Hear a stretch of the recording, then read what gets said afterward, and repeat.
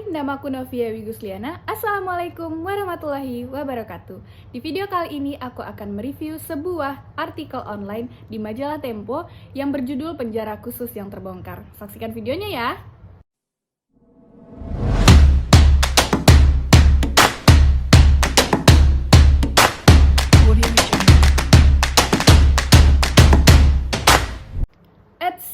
Nah, sebelum review, aku telah menyimpulkan beberapa cerita yang sudah aku baca melalui artikel online di majalah Tempo, dan aku akan membacakannya di video ini kembali.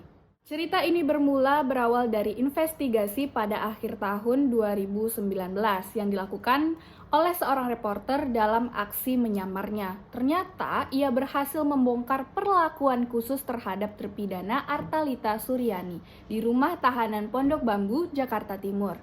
Nah, cerita bermula saat seorang reporter bernama Budi Riza naik ke sebuah bangunan rumah sakit, yaitu Rumah Sakit Ibu dan Anak yang berada tepat di samping penjara perempuan Pondok Bambu, Jakarta Timur.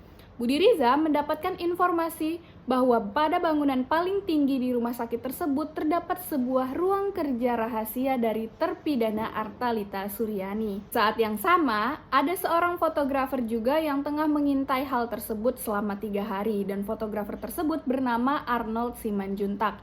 Awal informasi mengenai ruang rahasia tersebut Budi Riza dapatkan dari seorang informan yang merupakan pengusaha dengan jaringan lobi luas.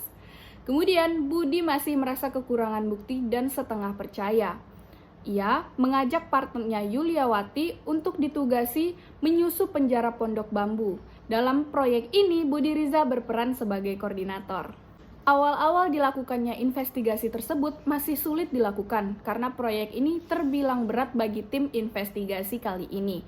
Namun, Yuliawati atau Ule berhasil melakukan rencananya dan menyamar sebagai pengunjung atau penjenguk dan mendapatkan seorang informan, yaitu salah seorang tahanan, di mana Ule meletakkan kamera kancing pada seorang tahanan dan merekam aktivitas yang dilakukan oleh Artalita.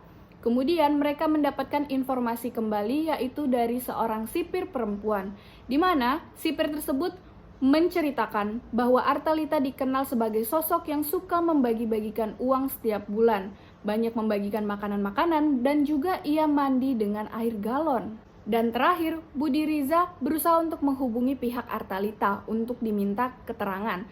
Beliau bilang bahwa ia bersedia, namun beberapa hari menjelang wawancara, pihak dari Artalita menghubungi Yuliawati dan mengatakan apakah akan dilakukannya sebuah wawancara. Kemudian Yuliawati menjawab bagaimana informan bisa tahu kalau ini akan dilakukan wawancara. Kemudian penelpon tertawa dan keesokan harinya ruang tertinggi yang dicurigai sebuah ruang rahasia milik Artalita telah dialihfungsikan menjadi sebuah bagian ruangan tahanan lain. Padahal sebelumnya reporter telah memiliki bukti-bukti kuat bahwa Artalita lah yang menempati aula tersebut untuk dijadikan sebagai tempat tinggalnya atau ruang kerjanya.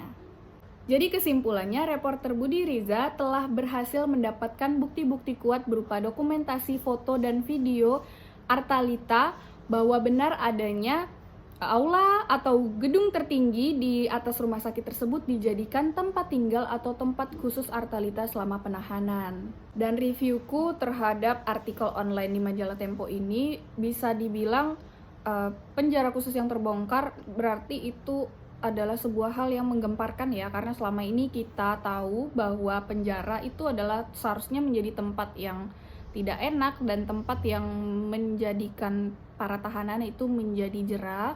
Tapi kalau misalnya ternyata nyatanya ada penjara-penjara khusus yang di dalamnya tidak seperti yang kita bayangkan, itu tentu menjadi hal yang sangat menggemparkan. Tapi Budi Riza di sini sangat berani mengangkat isu ini kepada halayak atau masyarakat banyak.